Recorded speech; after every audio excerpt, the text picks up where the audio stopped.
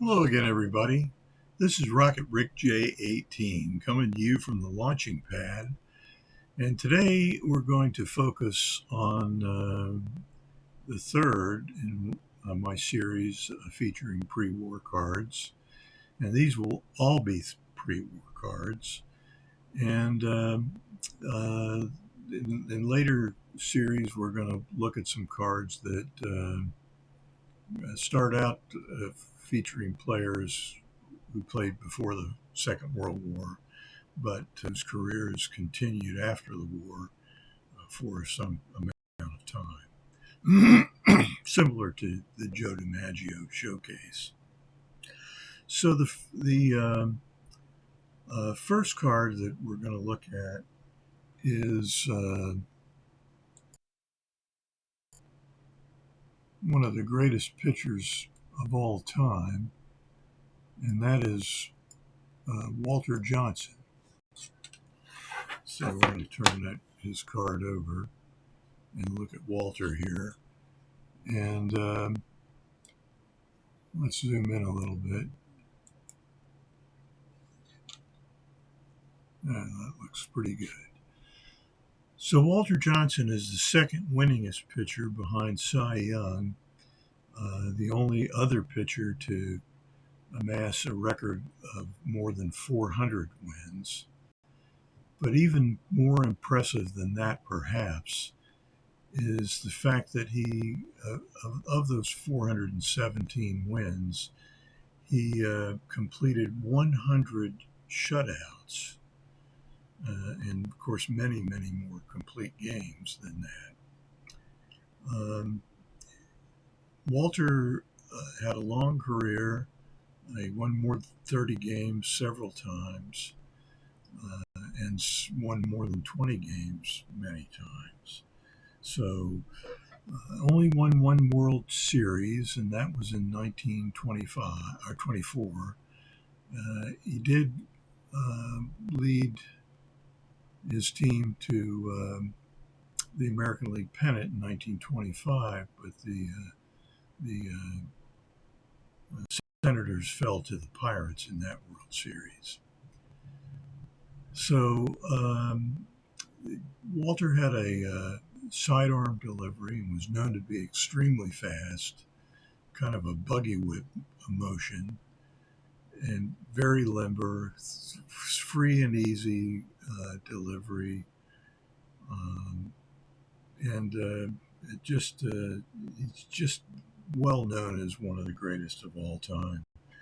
And I think maybe if you had to have a pitcher pitch and be the only pitcher you could use, he'd be the guy, because he could go the distance and he usually won. So just a terrific pitcher. So that's Walter Johnson. This card is from the 1921 W551 set, which were strip cards, and they're heavily colorized. I'm pretty sure he didn't use rouge, but it kind of looks like he did. Most of these cards are hand cut, being strip cards. So that's where we end up. So this is Walter. One other card from this set features a guy named Casey Stengel, who did most of his Hall of Fame work as a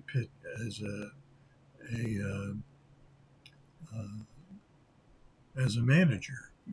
So he captained 7 World Championship teams and 10 American League pennants from 1949 through 1960, missing out only in 1959 when the Go-Go Sox won the American League pennant, and 1954 when the Cleveland Indians won the pennant.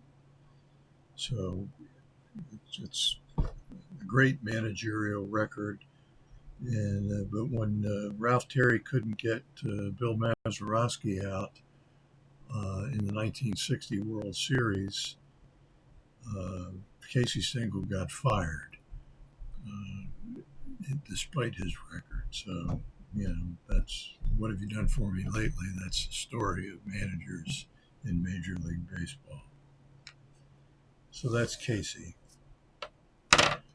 The next card that I'm going to show you is also from a strip card, and this is from the set, the 1923 W515 strip card set, hand cut. This card is also without any back, just the cardboard. And this is Burleigh Grimes, who is the last pitcher known to throw a spitball and get away with it.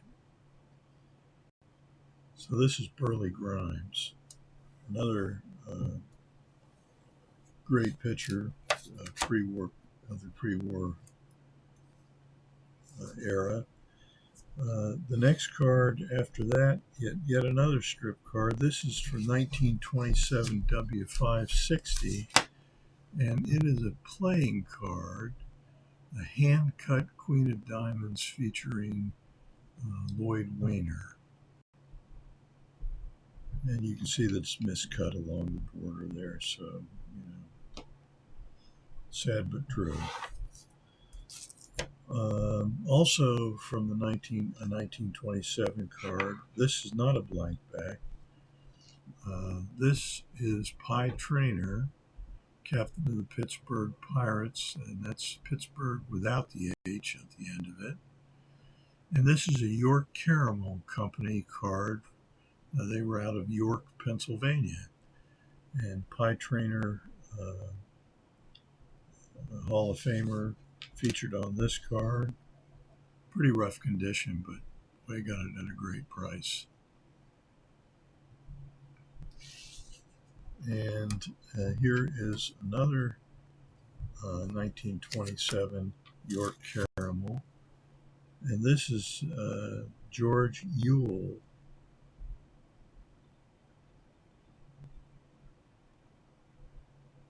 Pitcher.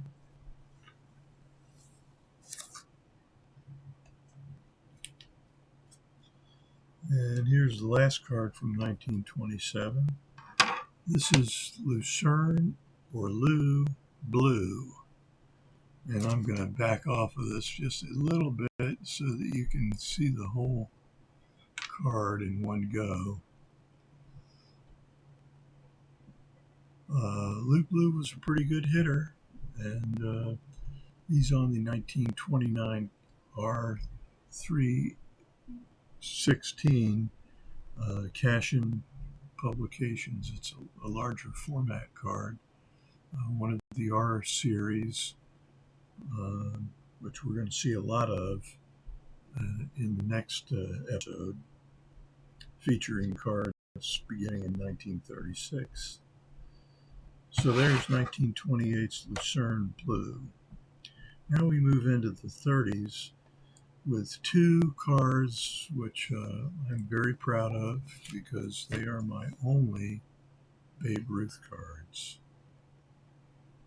Playing days Babe Ruth cards. This is from the 1932 Sanella Margarine issue out of Germany. And this is the Type 2, which if you turn it over, you can see that Sanella is at the bottom of the card. And in the Type 1, that's the only thing that's a little different. So,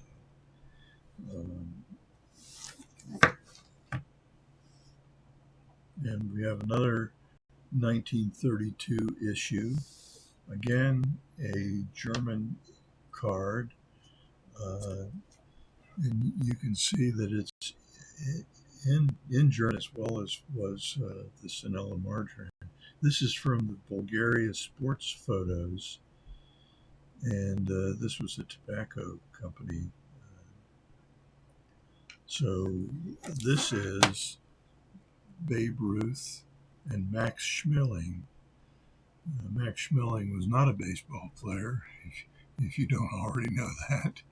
He was a professional boxer, and he boxed and beat Joe Louis. But in the rematch, Joe knocked him out, or TKO'd, I guess. But nevertheless, Louis won his crown back. So that's Max Schmeling standing next to George, Herman, Ruth. And those are my 2 playing days cards of Babe Ruth. And so we're going to move into the realm of 1930s, 1930 through 35. And so our first card is the 1933 Goudey of Eddie Collins. Now this is not a playing days card because Eddie was already retired.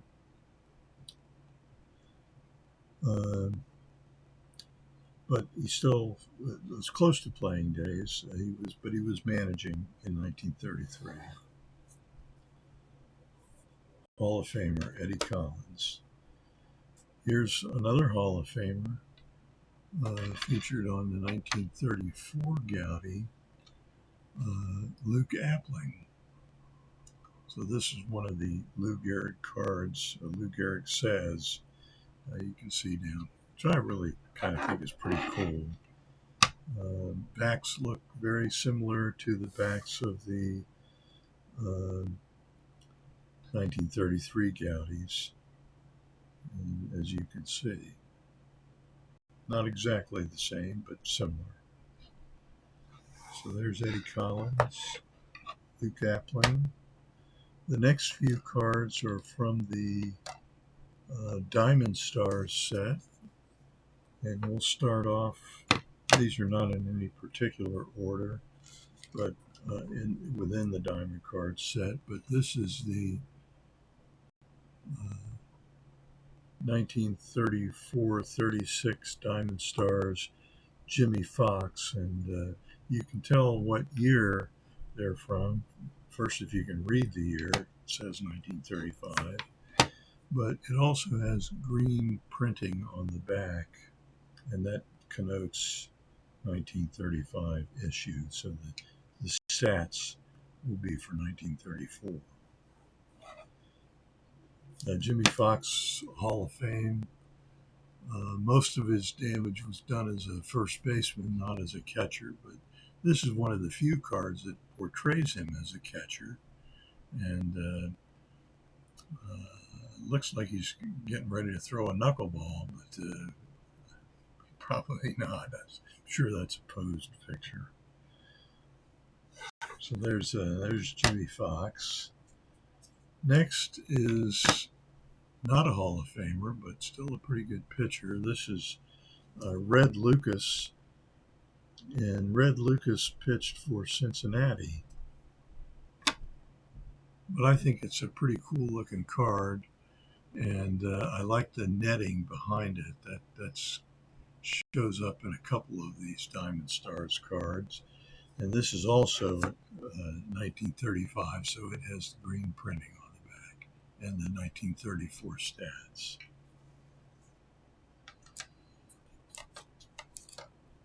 Next we have Pepper Martin. Pepper Martin played for the St. Louis Cardinals, part of the Gas House gang, and really one of the spark plugs of that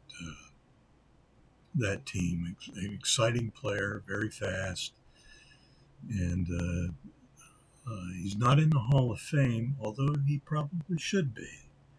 But this is also a 1935 card, again with the green printing. You can see it features his running prowess.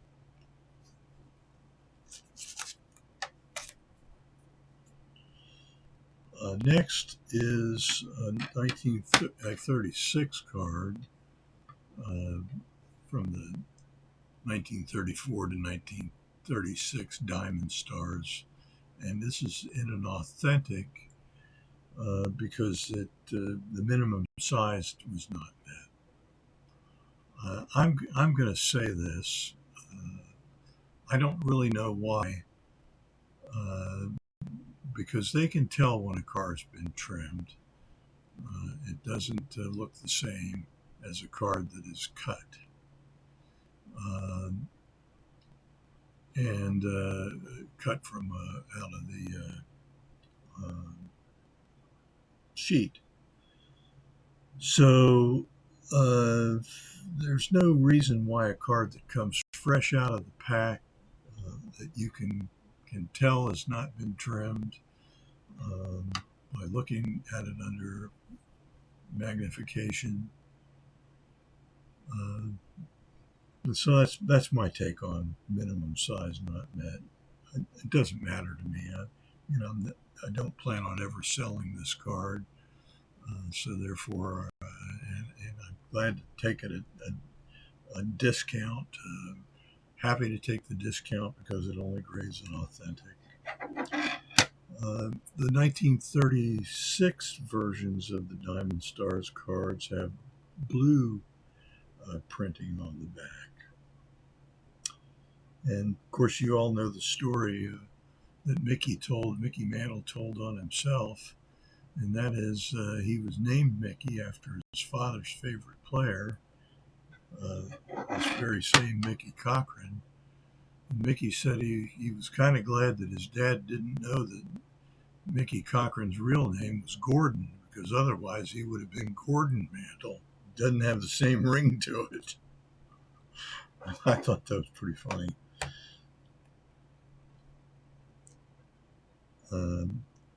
Next, we have a back to 1935 with Kiki Kyler, and in this card, Kiki Kyler is on the Pittsburgh Pirates, I believe. Nope, Chicago Cubs. So it's disregard the writing on the back that came with the card when I bought it. It's not a 1951 Burke Ross. It's clearly not near mint, and it's clearly not 1951. So a lot of things, clues there. The next card is also ungraded, and it's the 1936 version for Luke Appling. I believe this is his only Diamond Stars card, but it's a nice one. Got a little kind of stain going on there in the back. Maybe might have been glued into a scrapbook. And here's another card. Same situation. Ducky Medwick. Ungraded. Ducky Medwick is a Hall of Famer. Luke Appling is a Hall of Famer. And this is from the 1936 version of this card. Ducky Medwick, also with the St. Louis Cardinals, was once taken out of a World Series game because fans were throwing so much stuff onto the field, including bottles, which back in the day when apparently you could buy a bottle of beer. I don't know whether they were selling bottled beer. I think they were in the early 60s when I started going to professional baseball games, mostly in Philadelphia. But I wasn't of drinking age, so I wasn't involved in that directly.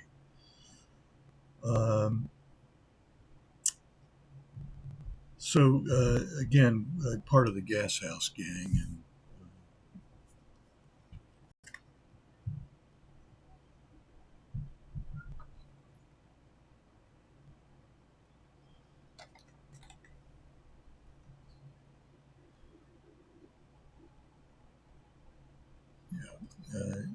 Next card is Rick Farrell, another Hall of Famer. He was a catcher primarily.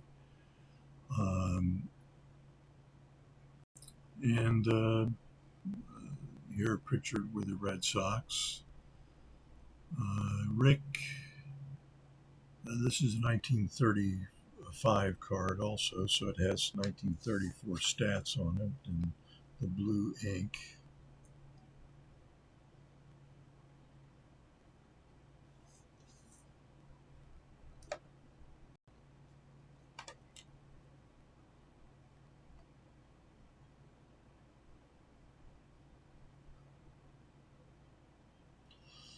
The next card is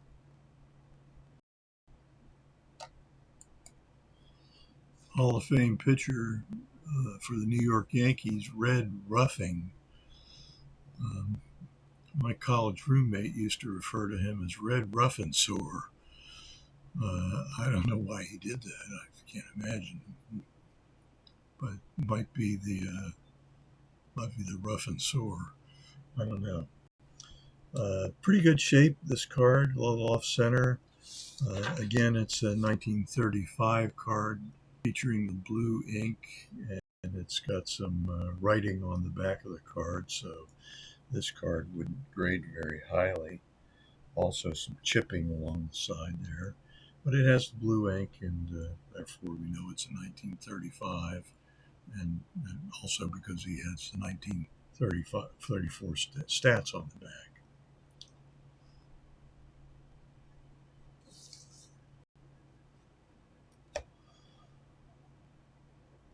The next card is from a different set, and this is the 1934 Batter Up set. This happens to be a card of a Brooklyn Dodger pitcher, Van Lingle Mungo, who might get the name, for the greatest name. I mean, it's the whole thing, Van Lingle Mungo. He was actually a very good pitcher, but he was apparently pretty hard to get along with. Thought very highly of himself, and he was very good. So maybe he deserved to think highly of himself. This is a what they called a stand-up card. The upper half of it punched out, and you can see if you can. Maybe we can zoom in a bit more, and you can see it a little better. The outline. You can kind of see right along here the outline where the upper half got punched out, and then this creases here because the upper half was folded down so you could stand the card up and look at it that way.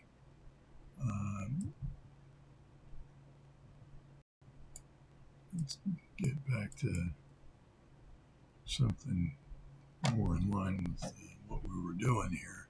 So these cards have nothing on the back. They're no printing on the back, just the cardboard.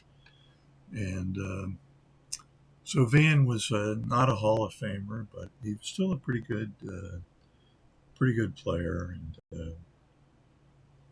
I've got a couple of others of his cards. Particularly, I'm thinking of a Wheaties card that we'll see in the next episode. One more card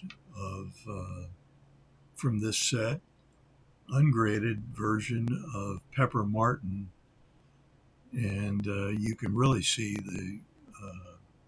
the cutout here and along with the fold down. Again, Pepper Martin, not a Hall of Famer, part of the St. Louis Cardinals Gas House gang. The next card that we're going to look at moves into the 1935 Goudey set. I have quite a few of these, and some are graded and some are not. This happens to be card number 9C, these cards were they're four players in one. I think there are 17 numbers and then letters after the numbers, depending on how many there are in that series. And there are multiple versions of many of these cards. For example, there's 3 Babe Ruth cards in the set. And none of them with the New York Yankees, by the way, because these cards were issued in 1935. And Babe had moved over to the Brooklyn Dodgers by that point in his career. These are all non-Hall of Famers who played with the St. Louis Browns. They picture a puzzle piece that you could make out of it. This featured obviously Bucky Harris. Not sure who the player is next to him, but with the Washington Senators.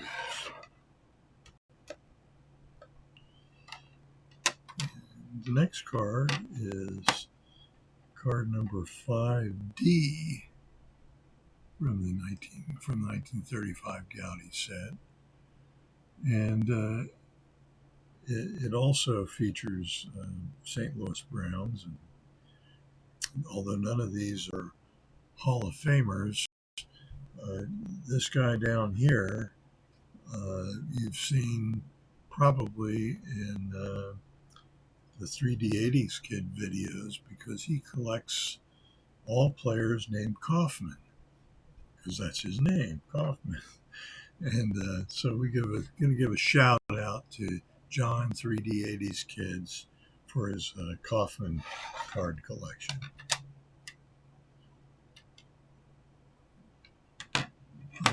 Next, we get into 3 Hall of Famers, and this is from card number 3D, as in David, and it has Burleigh Grimes, Chuck Klein, and Kiki Kyler, all with the Chicago Cubs. And the 4th player is also, his last name is English, is also with the Chicago Cubs.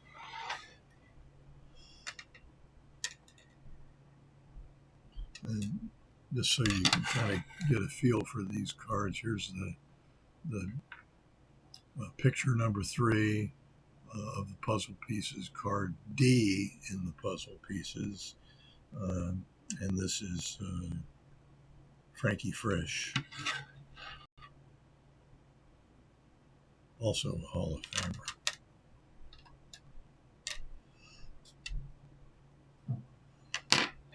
Next is card number 1E, as in Edward, and it has 3 Hall of Famers on it, and they are Paul Waner up there, Lloyd Waner down here, and Wade Hoyt, all when they were with the Pittsburgh Pirates.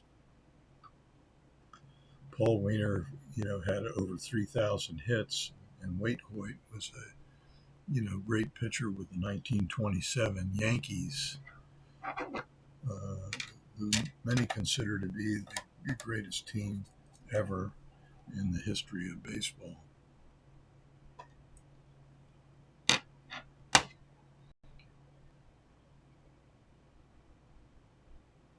Here's another Hall of Famer, 2 Hall of Famers in here. That's Mickey Cochran, pictured with the Tigers, although he started with the A's, and Charlie Gehringer, the second baseman, Hall of Fame second baseman, who began his career and I think maybe ended it with the Tigers.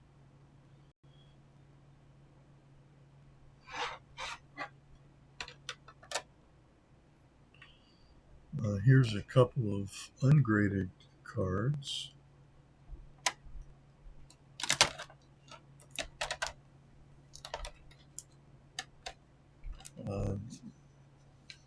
this is my only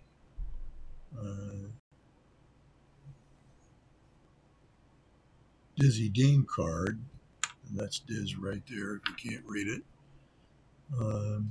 And Frankie Frisch next to him, with the St. Louis Cardinals, part of that Gas House gang.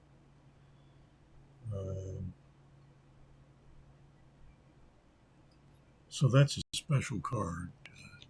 Dizzy's not on a lot of cards, and but that's one of them. And this is another card, same picture, but a different card. And this is card of 1F. The earlier card that was in the same picture had a different number. So this is one of those cards that you have same picture but a different number, a different